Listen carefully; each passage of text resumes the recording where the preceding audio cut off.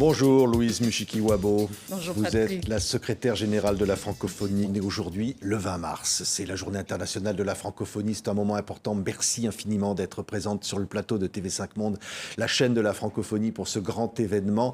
Vous diriez aujourd'hui, le français se porte bien, se porte mieux. Il y a encore des combats à mener?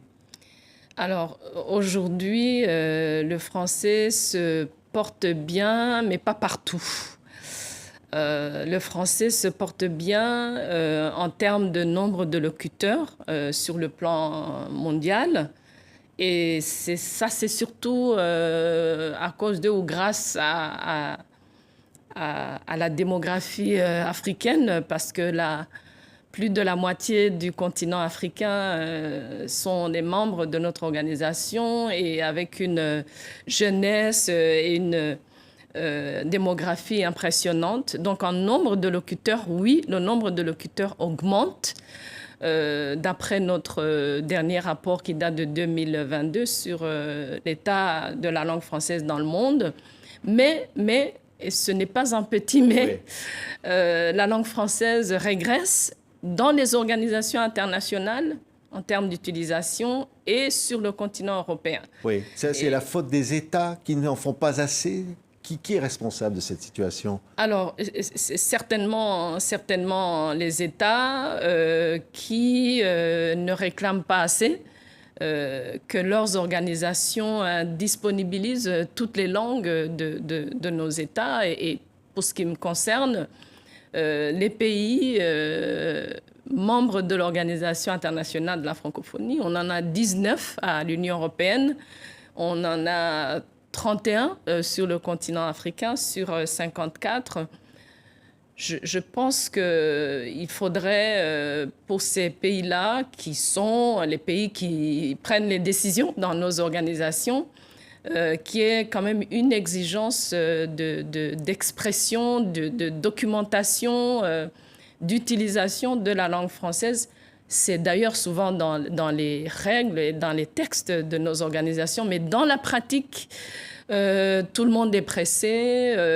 Donnez-nous la version anglaise d'abord. Les traducteurs sont partis. Oui. Vous l'avez constaté à l'ONU, ça en particulier. Vous étiez à New York il n'y a pas longtemps. J'étais à New York en début de cette semaine et en fin de semaine dernière. Et j'ai eu à New York des entretiens avec les autorités onusiennes sur la question du multilinguisme. C'est un sujet dont on parle entre l'OIF et les Nations Unies depuis un certain temps, et pour moi depuis 2019. Et les Nations Unies nous disent il y a un gros problème de traducteurs qualifiés en français. Il y a beaucoup de personnes qui parlent français. Mais en termes de qualification au niveau des Nations Unies, il n'y a pas assez de traducteurs. Ils m'ont montré les chiffres des universités qui ont abandonné leur programme de traduction et d'interprétation. Des demandes de certains États à ce que les textes qui sont produits en français soient revus plusieurs fois pour la qualité. Il y a beaucoup de raisons derrière cela. Moi, comme je l'ai dit plusieurs fois, y compris, j'espère, ici à TV5 Monde, je ne suis pas une djihadiste de la langue. Je suis pour le multilinguisme. Je suis multilingue moi-même. Je veux cependant, en tant que secrétaire générale de la francophonie, qu'on puisse faire reculer ce recul du français, qui pour moi, est une langue dans laquelle beaucoup de nos États ont investi depuis très, très longtemps. Et surtout parce que c'est juste, c'est correct de permettre aux interlocuteurs de pouvoir s'exprimer et travailler dans la langue qu'ils comprennent le mieux. Oui. Et je dois dire aussi, le recul dans les organisations internationales a beaucoup à voir avec la géopolitique. Il y a des pays émergents qui se dirigent vers l'anglais. Le cas de l'Union européenne, où même après le départ de la Grande-Bretagne, c'est l'anglais qui domine. Et donc, il y a plusieurs raisons. Moi, j'aimerais beaucoup que les francophones puissent ne pas être forcés de travailler, de s'exprimer dans une langue qu'ils ne comprennent pas bien et qui n'est pas la leur. Oui, oui. Un mot quand même, parce que c'est vrai que l'actualité internationale est là. Pour un pays francophone important qu'est Haïti, une situation catastrophique. On parlait de l'ONU il y a un instant, qui a lancé un appel. On a des risques de famine, le gang, y compris la possession, y compris de la capitale. La secrétaire générale de la francophonie dit quoi sur cette situation en Haïti aujourd'hui? Alors, Haïti, un de nos pays phares dans cette région des Amériques, pour moi, c'est un scandale. Aujourd'hui, qu'on puisse observer un pays se désintégrer totalement. C'est le cas aujourd'hui. Un pays qui compte beaucoup dans l'histoire et qui, avec des crises successives, n'a pas pu susciter l'action. Il y a beaucoup de paroles, de communiqués, dont nous-mêmes on en fait, mais l'action qu'il faudrait quand même pour pouvoir ramener ce pays sur les rails d'un vrai pays oui. Je n'ose même pas dire d'un pays qui fonctionne. Et ce qui est scandaleux pour moi, c'est que les grands pays qui dirigent ce monde, qui sont rassemblés à New York tous les jours, New York, c'est pas très loin de Port-au-Prince, n'arrivent pas. Je pense sincèrement qu'il y a un manque de bonne volonté. Il faut une action musclée. C'est-à-dire une action musclée. On a vu le Kenya qui a été sollicité pour intervenir. Comment on peut restaurer l'ordre? Alors, restaurer l'ordre sur le plan sécuritaire, c'est apporter, soutenir une action militaire contre les gangs. Ça, c'est à mon avis ce qu'il faut. Mais en même temps, mener cette action sécuritaire avec un retour à une pratique politique. Là, aujourd'hui, on parle d'un conseil présidentiel de transition. C'est une très bonne idée, mais on en avait besoin il y a plus d'un an. Et donc, aujourd'hui, cette action de création d'un petit groupe qui gère le pays pour une période de transition qui mènera certainement aux élections, mais simultanément, avec cette action sécuritaire, elle ne peut qu'être musclée parce que presque la totalité du pays aujourd'hui est entre les mains des gangs. On sait qui tire les ficelles derrière ces gangs. On voit les Haïtiens tous les jours, tous âges, être sujets à des atrocités mais incroyables. Et donc moi, nous, l'OIF, par ailleurs, nous avons notre représentation pour la région des Caraïbes et qui est à Port-au-Prince depuis plusieurs années. Nous sommes une organisation qui s'est impliquée beaucoup, surtout depuis 2019. Ma toute première réunion de conseil était en grande partie sur Haïti. En mars 2019, j'ai envoyé plusieurs missions là-bas. Notre équipe qui vit sur place a travaillé très dur. Mais on n'arrive pas, et je pense qu'en réalité, une organisation internationale comme l'OIF, tout comme les Nations Unies, toute seule n'est pas capable d'apporter et l'action et les ressources et la pression politique qu'il faut, parce qu'il faut faire pression sur ceux qui, c'est des politiciens. Donc vous en appelez à une mobilisation internationale contre ce que vous dites, c'est-à-dire au fond un désintérêt. Je ne sais pas si c'est un désintérêt, mais ça ne s'explique pas. C'est pour ça que je dis que c'est un scandale. Une remobilisation à la fois sur l'aspect sécuritaire et sur l'aspect politique. Parce que Haïti ne peut pas toujours être vu comme un cas humanitaire. Il faut que ce soit un pays comme les autres qui est géré, un État qui fonctionne. Et il y a urgence. Il y a un sommet bientôt à Paris, un sommet de la francophonie. Il y a eu un sommet à Djerba. Il y a des réformes profondes à la francophonie que vous avez menées avant ce sommet de Paris. Les réformes pour une francophonie, j'allais presque dire, de l'emploi, une francophonie tournée vers la jeunesse, une francophonie plus concrète, économique. Où vous en êtes aujourd'hui? Est-ce que ça a été difficile à mener? Alors, toute réforme est difficile, certainement. Moi, j'ai été élue en 2018 en Arménie, justement pour repenser et amener ces réformes à une organisation qui allait avoir 50 ans en 2020. Donc, notre organisation aujourd'hui a 54 ans, aujourd'hui même, le 20 mars. Et ça a été difficile, pour répondre à votre question, ça a été difficile, mais nous avons aujourd'hui une organisation vraiment réformée qui a encore du chemin à faire parce qu'il faut aujourd'hui, moi je suis à la tête de l'organisation depuis 5 ans exactement, ce qu'il faut aujourd'hui, c'est de pérenniser ces réformes, d'inscrire dans nos pratiques sans recul certaines bonnes pratiques qui ont été mises en place depuis 2-3 ans.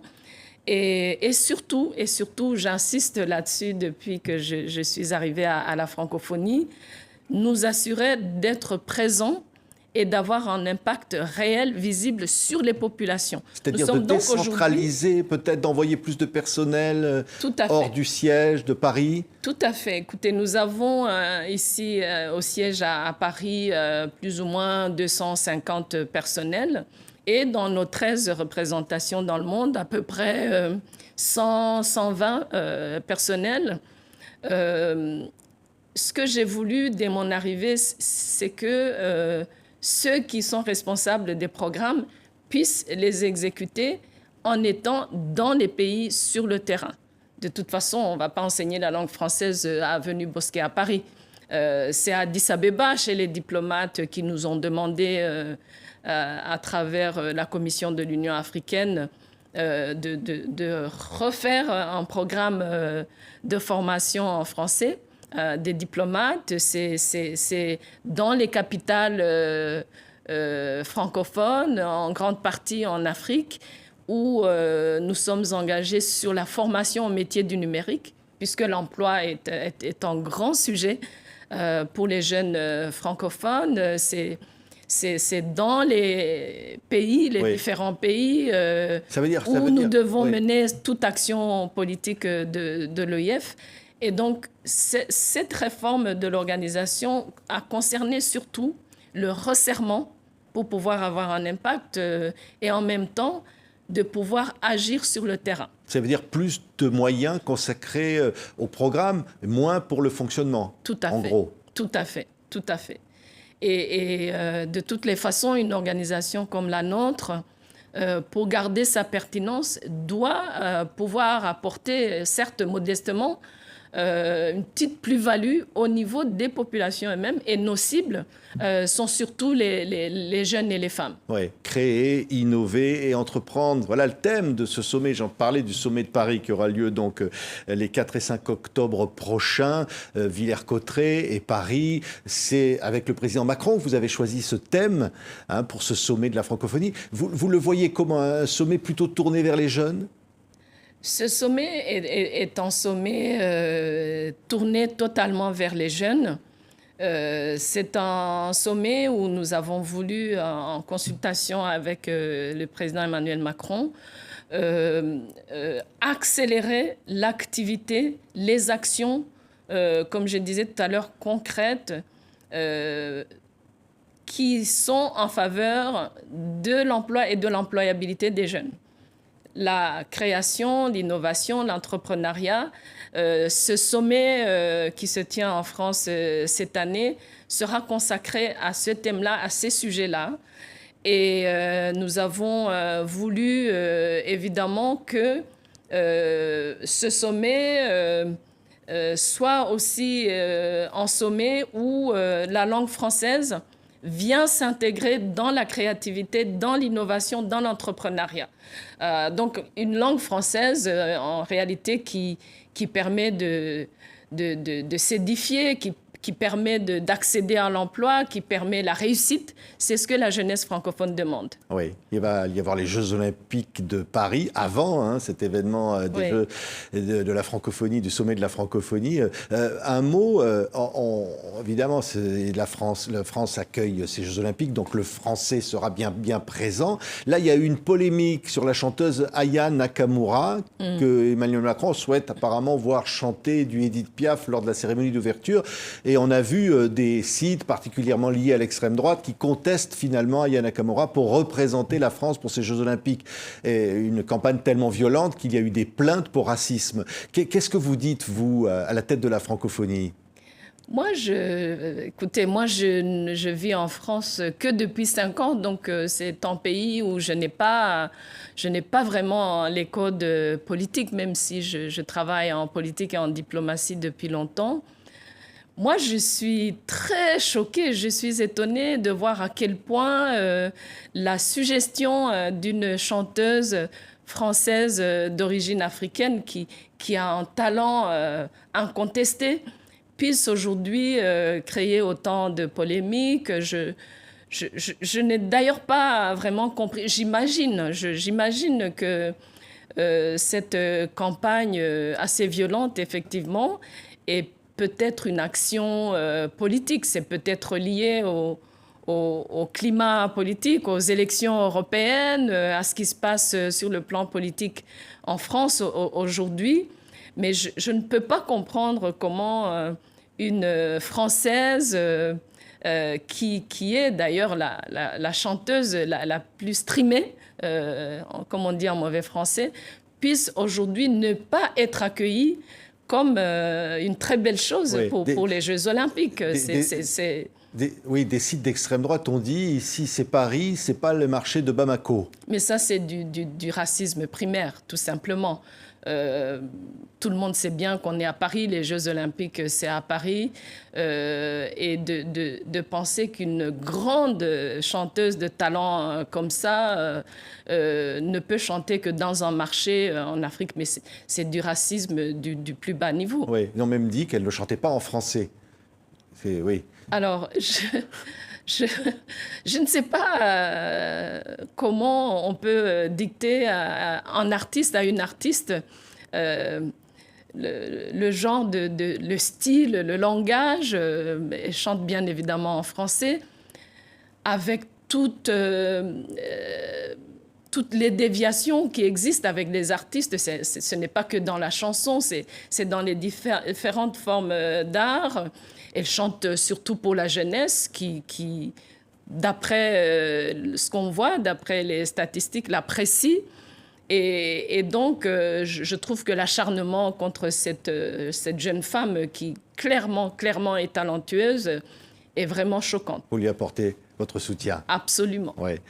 Un mot, parce que là, ce 20 mars, aujourd'hui, on le disait, la jeunesse est là, elle nous écoute pour cette journée internationale de la francophonie. C'est quoi votre message pour cette journée de la francophonie, Madame la secrétaire générale ? Alors, pour cette journée de la francophonie, 20 mars 2024, j'invite la jeunesse francophone à se diriger vraiment vers la création, vers l'innovation, vers l'entrepreneuriat. Nous, avec les moyens de l'organisation, nous le faisons, nous soutenons ces jeunes dans ces domaines-là de créativité. Je les invite également à s'impliquer dans un concours de l'OIF lancé aujourd'hui, qui va à la recherche de talents dans l'innovation, dans la création, dans l'entrepreneuriat francophone. Et en concours, donc, qui nous suivent sur les réseaux sociaux, qu'ils s'engagent auprès de l'organisation. Nos représentations à travers le monde aussi sont là, sont prêtes à soutenir, à donner l'information.